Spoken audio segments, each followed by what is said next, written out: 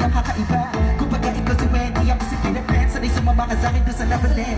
Lumapas sa lupa natin ang pag-iibigan na walang katapusan. Wala hanggang ikaw ba nagbigay ka puno ka sa buhay ko. At ikaw ba siya sa akin na nabigay kahulugan. Kung bakit ako pinanganik na magulang ko siguro nga ay para namang ibigin ang isang pinipili na napapalutan ng mga aking sa paligid na nagtutulog ka sa'yo. Nakakapangalisa, nagpapasalamat ako sa itaas sa pinakilala ka niya sa'kin. Saraan, di ka nila kunin sa'kin. Dahil di ko kakayanin, handa akong ibig lahat sa'yo.